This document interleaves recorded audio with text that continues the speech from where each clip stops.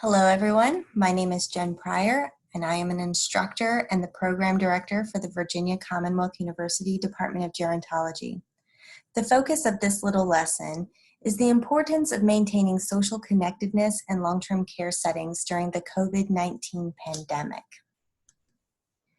Over the course of the past several weeks, we have seen many drastic changes to the way long-term care providers are delivering care and services. Residents living in these communities are considered high risk for contracting the COVID-19 virus and suffering serious negative health outcomes, including death. This has caused quick movement at the national and state levels to attempt to direct long-term care providers to implement emergency policies and procedures related to protecting the health, safety, and well-being of all residents. Some of these guidance directives include restricting visitors to long-term care communities. This means that in many cases, family members and perhaps even extension service providers, such as physical or occupational therapy, are either not allowed entry or are seriously limited to entering lockdown communities. When entry is granted, individuals have to go through testing to ensure that they are well and not at risk for transmitting the virus within the community. As we've seen in a few cases, such as in Washington State, Illinois, and now Virginia, once the virus makes its way into a long-term care community, the spread can be quick. So by restricting access to visitors, providers can decrease the chances of infecting residents. Furthermore, social distancing requirements has resulted in the cancellation of group activities and many recreation programming services. Dining services are being directed to deliver meals to rooms to limit social contact between individuals. Residents are being restricted to remain within the community and largely within their rooms or apartments. Furthermore, all staff are responsible for maintaining high sanitation standards throughout the building.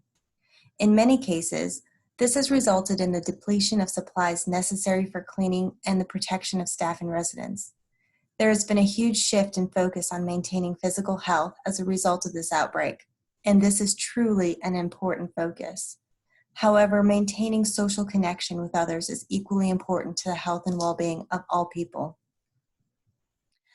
I really like this figure from a report out of the Kaiser Family Foundation on the social determinants of health because it shows how each of these are responsible for the health outcomes for individuals. Today I'm focusing on the community and social context, which includes social integration, social support systems, and community engagement among the impacts of discrimination and stress. When we experience decreases in our social connectedness, we're at risk for loneliness, isolation, and depression, which can negatively impact our mental health and well-being. Decreased social connectedness, however, can also negatively impact our physical health by impacting our ability to protect ourselves from disease through our body's immunity and inflammation response systems. This could result in increased risk of cognitive impairments or stroke. And of course, as you can see in this figure, social connectedness also can impact our longevity. So as much as we want to protect residents against the COVID-19 virus, we want to take equal measures to protect residents against social isolation. Social distancing does not mean being socially isolated. Many residents may be fearful of what could become of the COVID-19 crisis. By continuing to provide high-quality care and services, providers can support a resident such that the negative consequences of social isolation are avoided or greatly diminished, and the benefits of remaining socially connected can be realized. Research on social connectedness has given us a wide range of how being connected with others in a meaningful way can result in improved health and well-being. For example, as mentioned in the previous slide, having a strong social connection with others can increase longevity, strengthen our immune system, and how it responds to illness, which can result in quicker recovery time. We also can see improvements to our mental health and well-being. Studies suggest that 70% of our happiness is due to the relationships that we have with others. Furthermore, when we are connected to others, we are more likely to have higher self-esteem and have stronger bonds and relationships with others. By fostering these connections, we can increase trust and cooperation. It is essential to keep social connectedness on the front burner, along with the focus on maintaining a safe and physically healthy environment. I have been encouraged in the past few weeks, seeing the creative responses from long-term care providers across Virginia and the country with their responses to their recognition that social connectedness is essential to the health and well-being of all people. I want to summarize some of these strategies here to help others who may not know where to start. Because families are also feeling the impacts of social distancing and restricted access to their loved ones, ensuring that administrators and staff maintain connection with them is important. We should be providing information transparently and freely with families during this time. We also should encourage residents and families to connect virtually through video calls and conferencing apps on tablets and phones. For residents without access to these devices, it's important to find ways to be able to provide that access by sharing these devices. Keep in mind that proper sanitation practices must be maintained if devices are being shared by multiple people. I've also seen examples in the media of families and residents who connect by visiting each other through closed windows. Of course, this is only truly accessible on the first floor of a building. Another strategy is to do what I like to call open door group activities.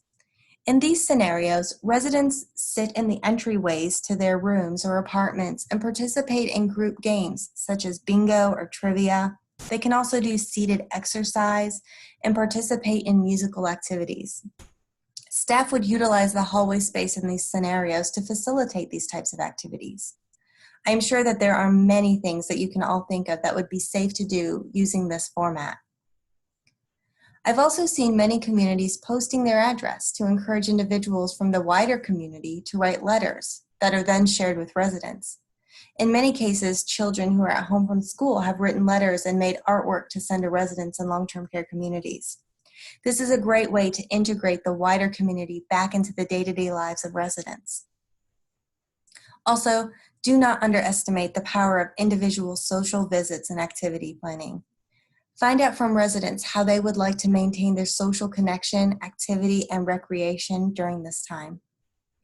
Finally, I've seen so many encouraging social media posts by long-term care communities that show how lives continue.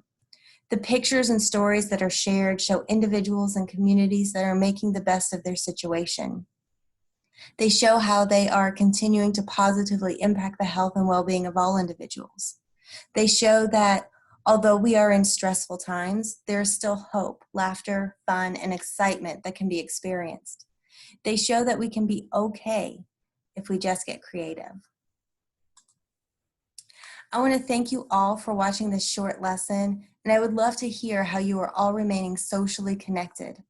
Please feel free to write your responses in the comments section or email me directly at pryorjm@vcu.edu. Stay safe, take care, and stay connected.